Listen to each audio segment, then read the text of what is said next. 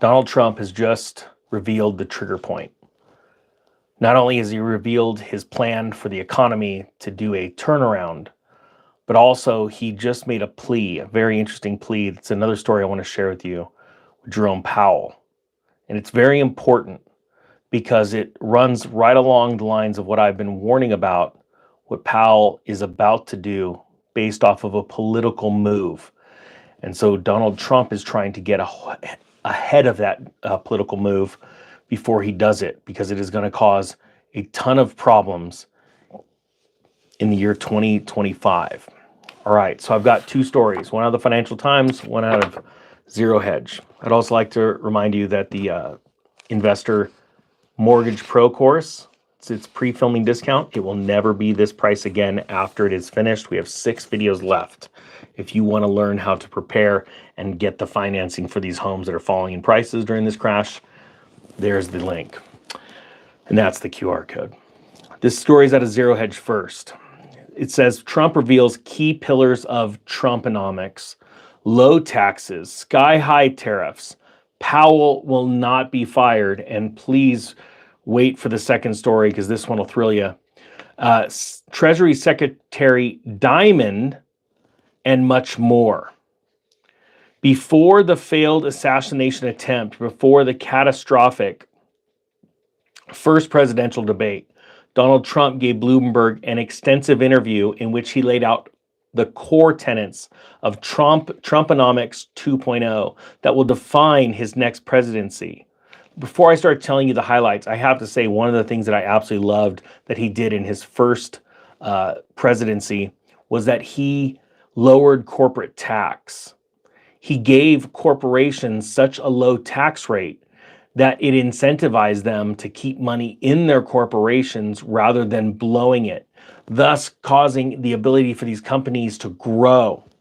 This is very, very important to note. It says here, according to the interview, if Trump wins, he will, and hey, let's just start this out. If you're voting for Trump, hashtag Trump. And then if you're voting for anyone else, hashtag that person's name too down below. Let's see who everyone's voting for. Enforce huge bilateral sanctions, even though he claims, I don't love sanctions. He says he keeps circling back to William McKinley, who he says raised enough revenue through tariffs during his turn of the 20th century presidency to avoid insulting a federal income tax, never got the appropriate credit. You know, the reason why he says he doesn't like tariffs is because it builds trade wars. However, if done properly, tariffs are an excellent way to halt the importing of goods into our country and give American workers jobs. However, this comes at a time that is a very difficult time because Americans are becoming more and more dependent on goods from overseas coming into places like Target, Walmart, any of these big box stores. Type 1 if you agree. It is becoming a necessity now, where a lot of people like to shop local, but now they're forced, and we saw this when Target announced that they were starting to lose customers, and Walmart announced that they were gaining Target customers, a different demographic when it comes to box store shopping. They move from Target to Walmart because they simply are trying to make ends meet.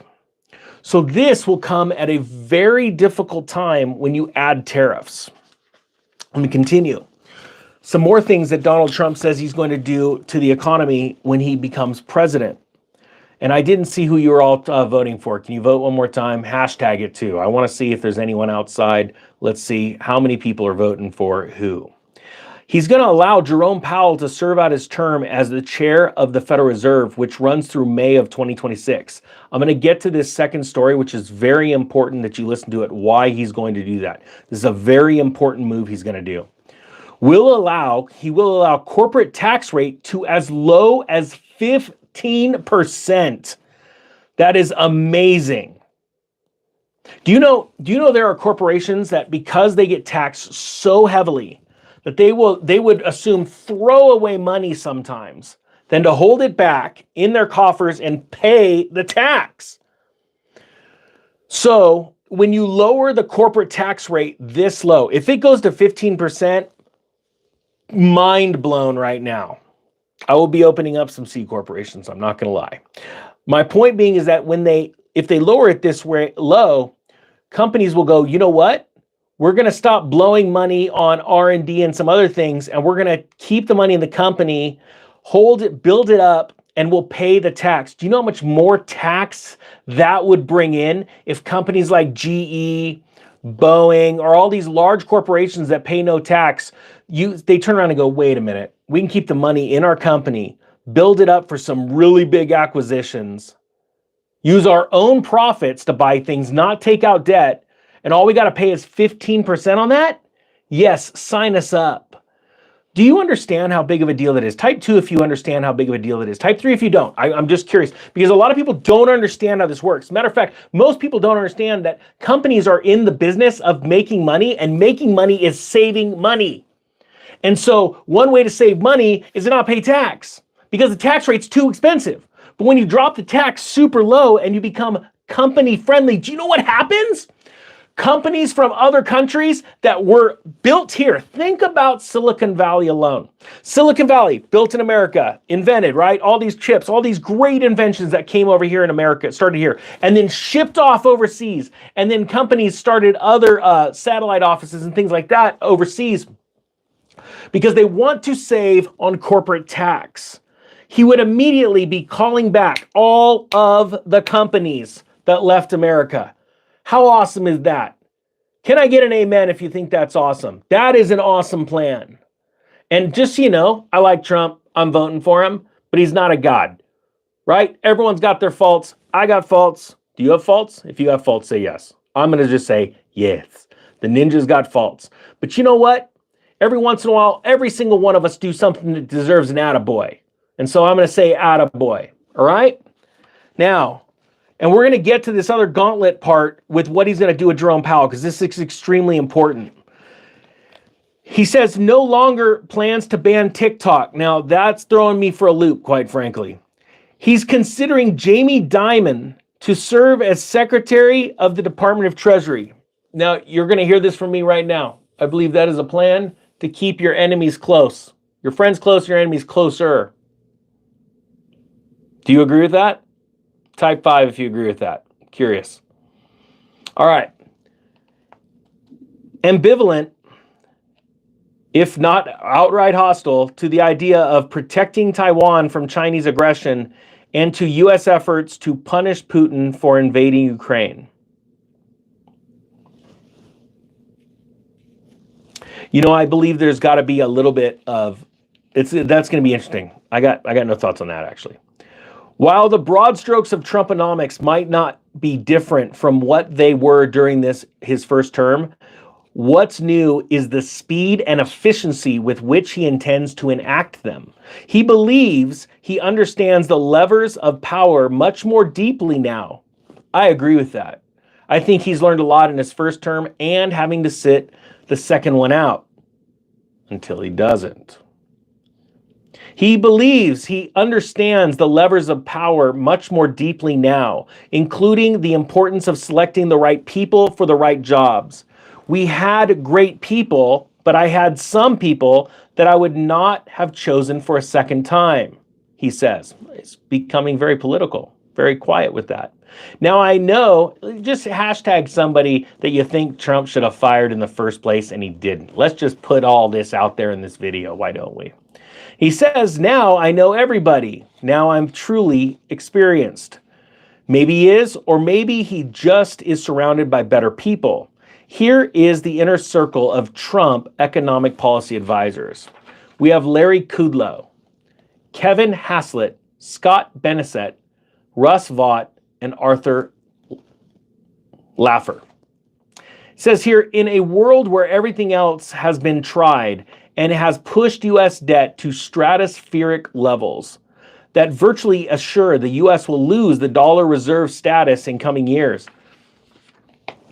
Let's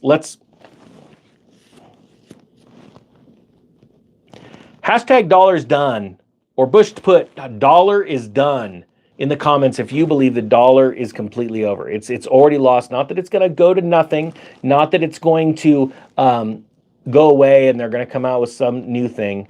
Uh, but it's lost its right as the world's reserve currency. It's over. We're seeing way too much movement. I would be shocked if anyone could pull a rabbit out of a hat. But I will say this: if anyone could do it, I believe it's a businessman like Donald Trump. It says here, Trump is betting that his unorthodox agenda of tax cuts, more oil, amen to that, less regulation, amen to that, higher tariffs, man, I'm really not getting pissed at all, I like all this, and fewer foreign financial commitments will appeal to enough swing state voters to hand him the election. And it's working. Well, I don't know about this, but let me just throw this out there. Check this out. You're going to like this one. Type 100 if you were voting for Trump before last week. Type 101 if the actions and the events of last week actually have pulled you off. And I love it when people admit this. This is cool. There's no harm, no foul. Type 101 if you are all of a sudden pulled off the bench and go, you know what? This ain't cool. We now need to stand up. And I'm voting. I'm now voting for Trump. I want to see some 101s in there if anyone's been sitting on the... I know a lot of this awesome, amazing people that watch this channel, every single one of you, are just solid human beings. And I couldn't be more excited to be part of this group of people. But I'm excited, honestly, also for it to grow, because we're going to see a lot of crazy things, some really bad things in the future, some really bad things. And we need to know that we're not the only ones that see it, and we're not the only ones getting ready for it. It actually keeps us all sort of sane, if you know what I mean. Type 99. I just like throwing out numbers. And if you think I'm a nutball, type 6. All right, here we go. Says here, but there's one hurdle. While the business leaders Trump would be working with prize stability and certainty, they didn't get much of either in Trump's first presidency. This time around, his campaign is more professionally run, but he hasn't produced a detailed economic policy agenda to reassure them. The vacuum has generated confusion among those who are planning for a second Trump term. So Trump took advantage in the interview to set the record straight on a few key terms. Let's dive right in. First, the Fed. In late April, a few of Trump's informal policy advisors leaked to Wall Street Journal an explosive draft proposal to curb the independence of the Federal Reserve, severely curb the independence of the Federal Reserve, actually.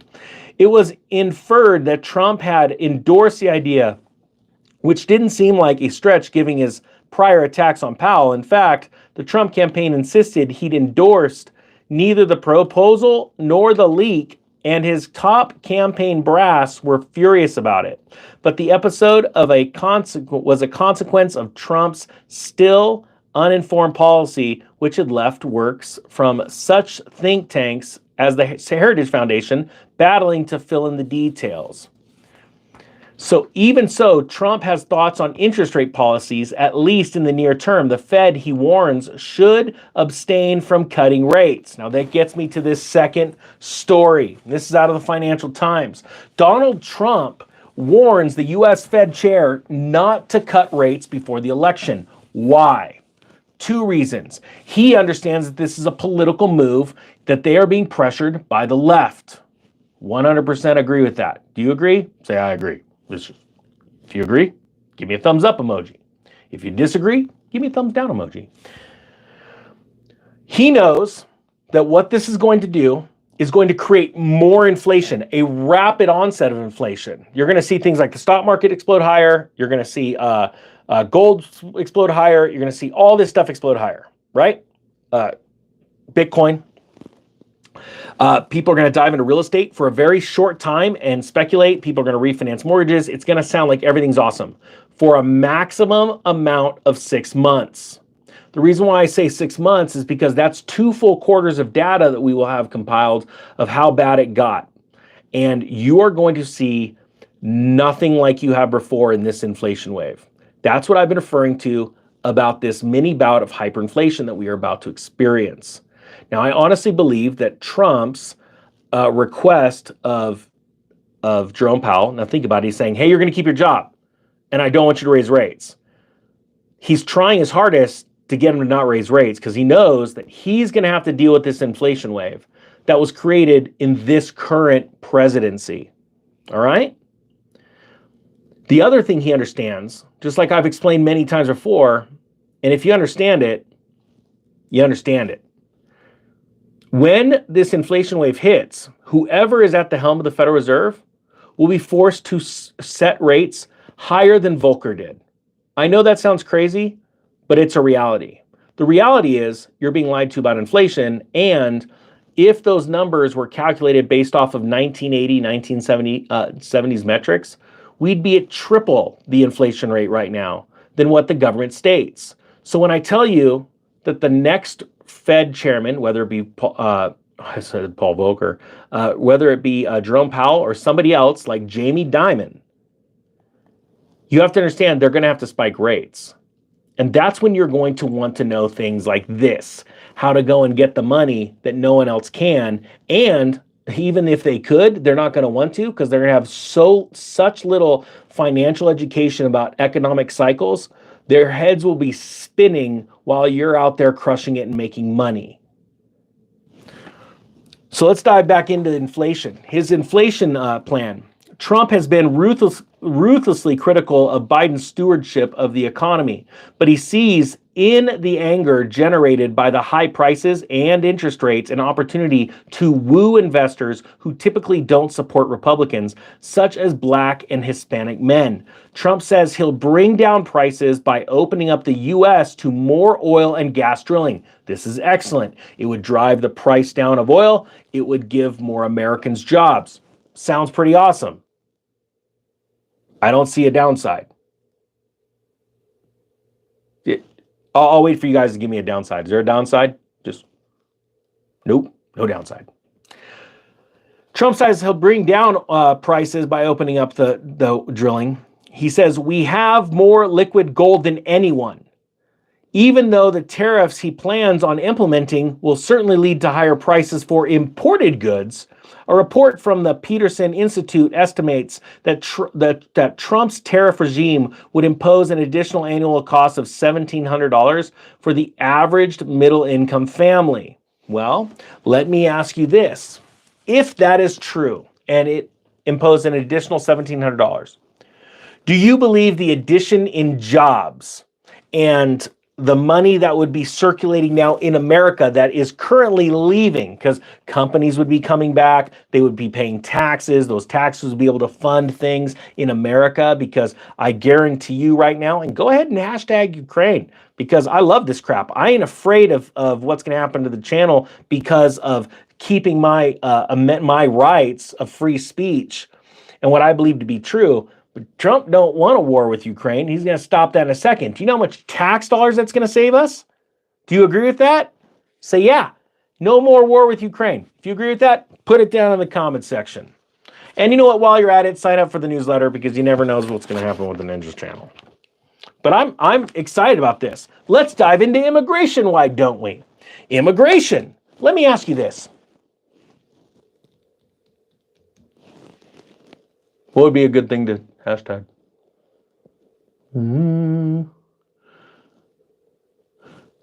Build the wall. I want you to say, build the wall if you think that immigration has gotten out of control and we need to stop the flow of illegal immigrants into this country right now. If you don't like a wall and you probably need a safe space and you're woke as a joke, then give me like a weird emoji. Then you see, I got something for everyone. So immigration. He believes harsh restrictions are key to boosting domestic wages and employment. He characterizes immigration restrictions as the biggest factor of all in how he'd reshape the economy with particular benefits. For the minorities, he's eager to win over. The Black people, I can't believe they said the color. It's like Mexicans are tan and brown, and I'm white, more like translucent. Whew, said it. The Black people are going to be disseminated by the millions of people decimated. Ninja can't read. See, it's white people too. We can't read. By the millions of people that are coming into this country. I completely agree. And I don't want to forget the Hispanic Americans, that are a lot of them are my friends, that are awesome hard workers, that came over here legally, they're getting green cards, they're supporting their families, and they're crushing it. And I mean, here, let's just do this. I love this. Hashtag your race right now. Say, are you a Black American, Mexican American, are you Italian American? I want you, and if you're voting for Trump, just put a little Trump right behind it too, a little Trump love.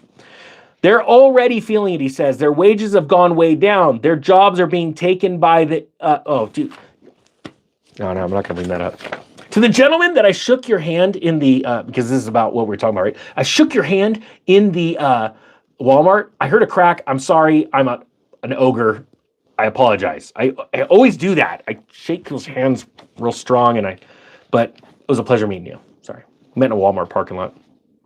Because I just hang out in Walmarts, just, The Black population in this country is going to die because of what's happened and what's going to happen to their jobs, their housing, everything. He continues. I want to stop that. And you know what's interesting how he said the Black population in this country is going to die? I'm going to go on a ledge and I'm going to say I completely agree with that. You want to know why? Because the left is trying to destroy specific ethnic groups. Our current president, El Presidente, El blah, blah, blah, blah, blah, is extremely racist. Dude, seriously, type 20 if you agree with that. You can hashtag racist if you want. We just saw it with that nice African-American lady that had a Biden thing, and he's lined up with all these white people, and she's coming, she goes to shake his hand. Oh my gosh, I'm a huge fan. He just went right past her to the next person. But then if you just watch stuff from him when he was in, because he's like the second youngest person ever to be elected in we're talking about a career politician. Like Biden, I think, is actually worse than Nancy Pelosi. Like Ice Cream Man is worse than Skeletor. And he said incredibly racist things, like horrible things. The way he treated Clarence Thomas, the African-American that was appointed to our Supreme Court. Awesome justice, in my opinion. The way he grilled him and he was an idiot back then. I'm talking about, obviously, Biden. Thomas was just solid. Sorry, I digress, but if you agree with it, type 20. Says here, and so I love watching every single race being united right now against a common enemy, and that is an evil dictatorship, a regime in our own government that's happening right now. Now let's talk about the budget deficit. Trump's desire to renew his landmark 2017 Tax Cuts and Jobs Act and to further reduce corporate taxes means that the budget deficit, having ballooned to war levels, will not shrink anytime soon, if ever. Coupled with the upward pressure on interest rates that economists expect from his protectionist policies, Trump's plan could exacerbate the country's growing debt burden. In the end, however, Trump's other positions could be enough to sway business leaders to the right sides. Now, let's dive into tariffs and foreign policy. But before, we've got a word from our sponsor. Stand by. Hey everybody, the Economic Ninja here. I have a new course that I'm selling. It's pre-filming discount. It's right here. Just check it out. There's a link down below. It is I don't even remember the name of it. There's so many courses out there now. We're crushing it. We're teaching people how to be financially independent. Go out there and crush it. I want to take every excuse away from you. If you've ever wanted to own a rental and you want to learn how to go get the money for it, this is the course. I don't even remember the name of it. This is a horrible commercial.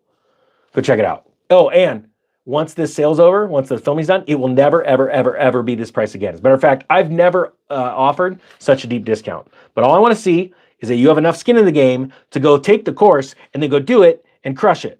So you can be like all the other people that are crushing it right now. All right? But I mean, who wants to listen to a dude that can barely read and pronounce words with vowels?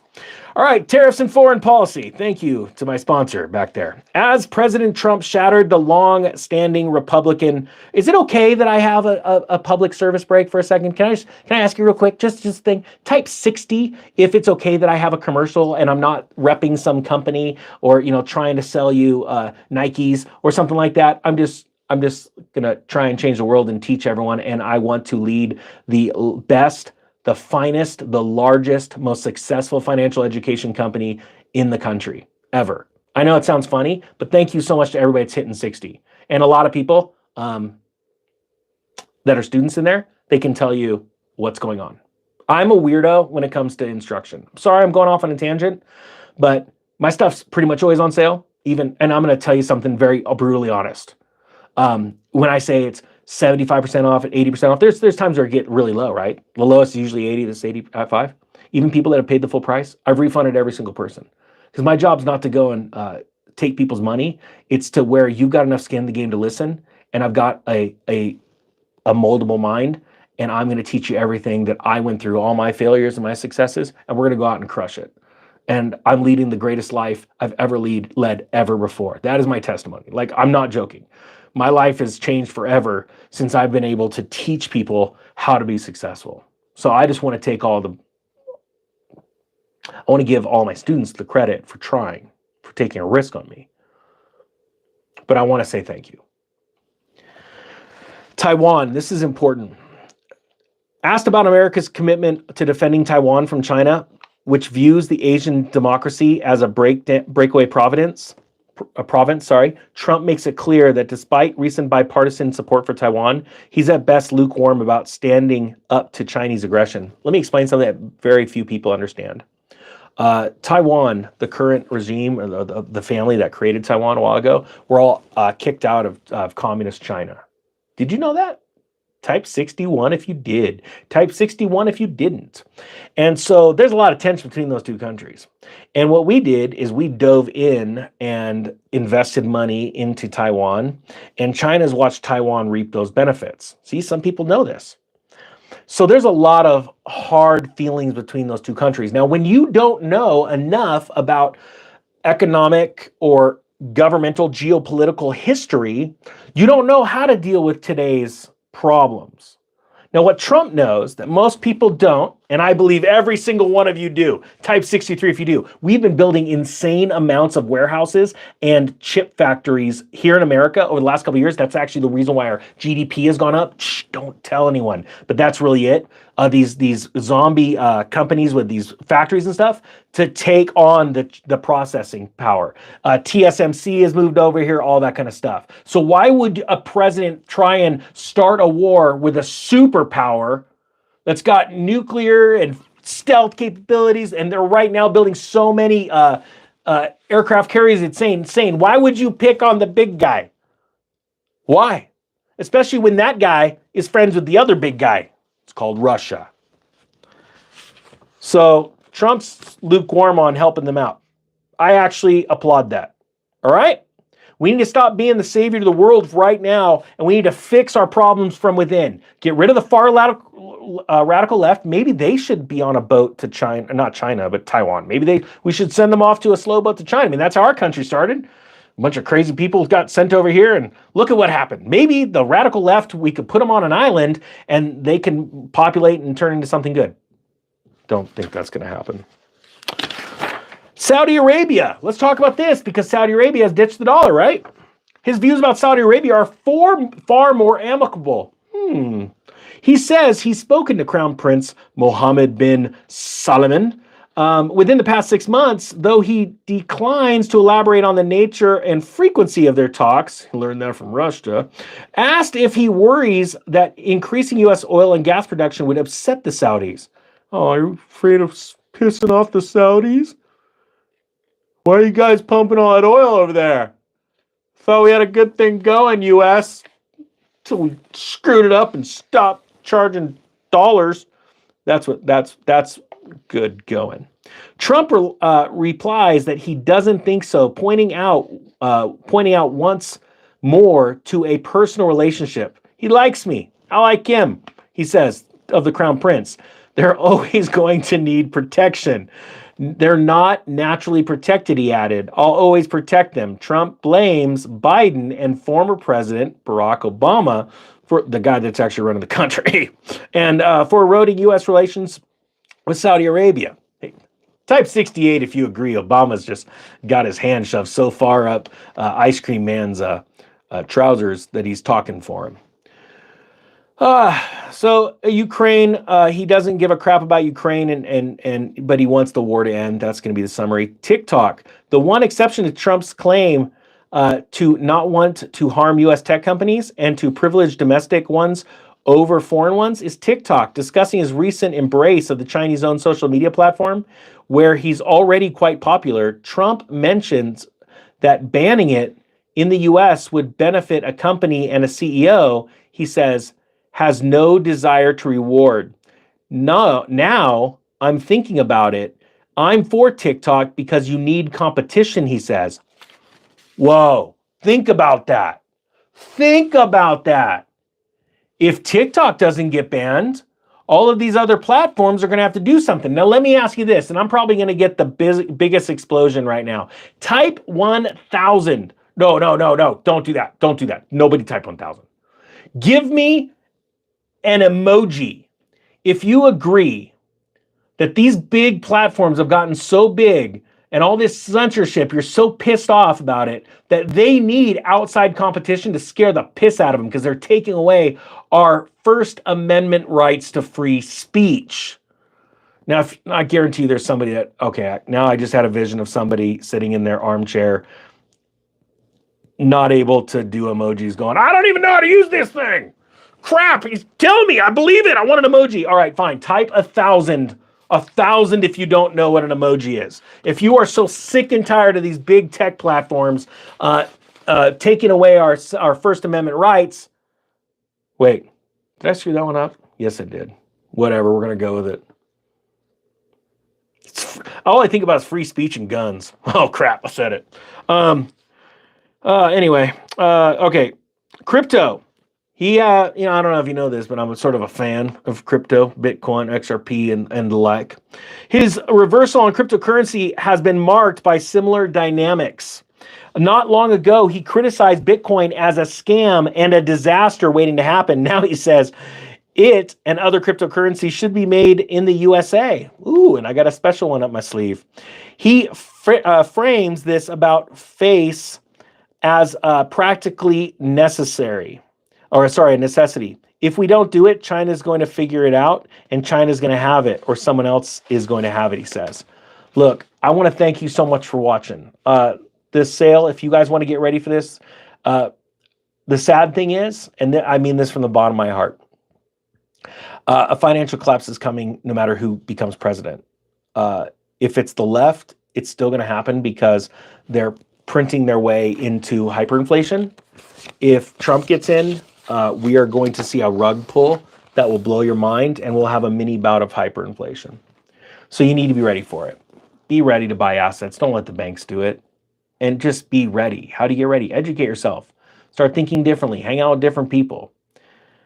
I'm going to have this sale up for a few more days until the last lesson's on. And this is how to go and finance rental property. If you want to learn all about that, everything from one house to a 100-unit complex, there it is. Hope you have a great day. The Economic Ninja is out.